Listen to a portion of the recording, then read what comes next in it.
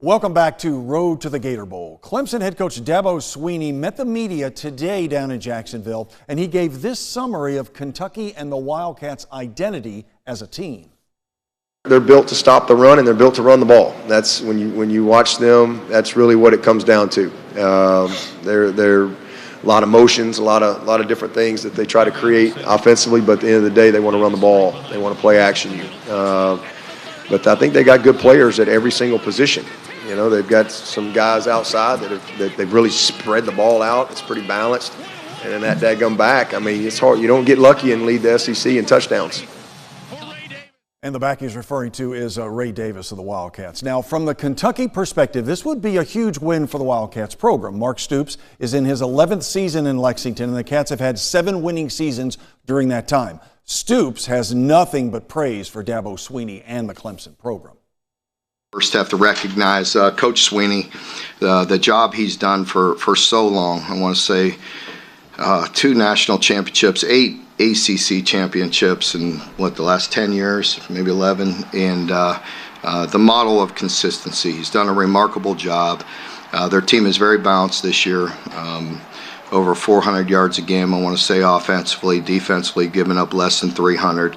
Once again, a typical Clemson team, very physical, very good, very much built like a lot of SEC schools as far as the strength that they have in the impact players that they have at every level. So it'll be a great game.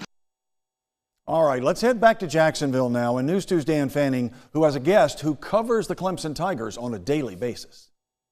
Yeah, Mark, that's right. Pleased to be back in Jacksonville, joined now by David Hood, senior writer for TigerNet. And David, you're telling me before we came on, a lot of fans aren't really juiced by this game. Obviously, they're used to winning and winning big, going to the college football playoffs. Maybe fans don't think that this is a good year going 8-4. Kind of how would you respond to some of those fans? You know, I think that this is an opportunity to get a look at next year. Dabo Swinney says, hey, I've got all of my offensive line back except for one guy. I've got, maybe both running backs.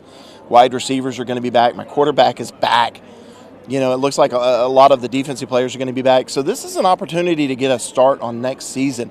You're going to see some guys tomorrow, maybe Kobe McLeod at linebacker, maybe Wade Wood at middle linebacker, 2 freshman corners, and Avion Terrell and Shelton Lewis. So good look at those guys. So this is kind of a springboard into next season. And 8 wins is not anything to sneeze at. Going off that, some of the young guys stepping up and getting some snaps going into next season. Obviously with the opt-outs, whether it's opt-outs going for the draft, maybe transferring, obviously 4 starters on defense, obviously at least one at every level. How do you think Clemson kind of combats that, not having your Jeremiah Trotters, not having your Nate Wiggins tomorrow?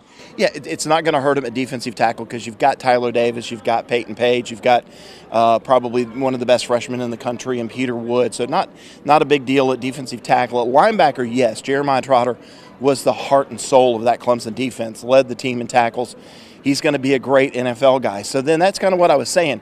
Is it going to be Kobe McLeod or Wade Wood as their smaller guys? Could they move Barrett Carter back to the Mike or the middle linebacker position and move one of those guys out to the will? And then the freshman cornerbacks, they're both really good. Avion Terrell was actually starting at the end of the year. Shelton Lewis was playing at the end of the year, but he still lacks experience.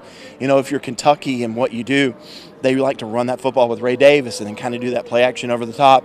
Maybe you catch one of those kids looking in the backfield a little bit. Maybe that's where their game plan is. Obviously, looking at Clemson's offense, obviously having Antonio Williams come back tomorrow, we don't know how many snaps he'll have. It will be a huge asset to Cade Klubnik under center. What does Clemson need to do tomorrow to beat Kentucky?